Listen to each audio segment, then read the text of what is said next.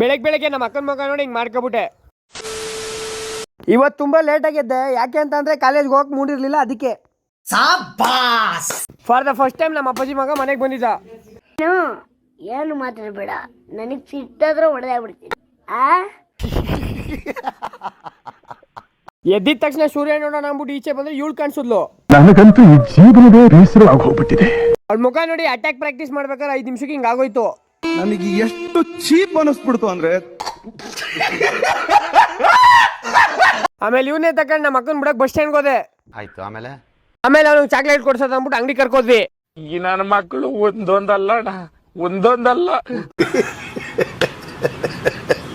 ಗಾಡಿ ಇವ್ ಓಡಿಸ್ತೀನಿ ಅಂದಿದ್ದಕ್ಕೆ ಮಧ್ಯಕ್ಕೆ ಅವ್ನ್ ಕುಣಿಸ್ಬಿಟ್ಟು ನಾ ಹಿಂದೆ ಕೂತ್ಕೊಂಡಿದ್ದೆ. ನೋಡಿದ್ರೆ ಚಾಕ್ಲೇಟ್ ಬಿಸ್ಕೊ ತಿಂತವನೆ. A few moments later. 2 piece Dairy Milk ತಿಂದ ತಕ್ಷಣ ಮಲ್ಕೊಬಿಟ್ಟವನೆ. ಆಗಿದ್ದಾಗಾಯ್ತು, ಮುಚ್ಚಾಲೆ ಬಾಯ್ಲಿ, ಎಷ್ಟು ಮಾತಾಡ್ತಿದ್ಯಾ? ಆಮೇಲೆ ಒಂದ್ ಅರ್ಧ ಗಂಟೆ ಮಲ್ಗಿದ್ದು ನನ್ನ ಫ್ರೆಂಡ್ ಕರ್ಕೊಂಡ್ಬಂತ ನರಸೀಪುರಕ್ಕೆ ಹೋಗಿದ್ದೆ. ಆಮೇಲೆ ಇವ್ನ್ ಸಿಗ್ತಾ ಅನ್ಬಿಟ್ಟು ಇವನ್ ಜೊತೆ ಮನೆಗೆ ಬಂದೆ. ಆಮೇಲೆ ನಾನ್ ನನ್ನ ಫ್ರೆಂಡ್ ಅವ್ರ ಮನೆಗೆ ಡ್ರಾಪ್ ಹಾಕಿ ನಾನು ನಮ್ಮ ಮನೆಗೆ ಬಂದು ಇವತ್ತು ನನ್ನ ಡೇನ ಏನ್ ಮಾಡಿದೆ ಗೈಸ್.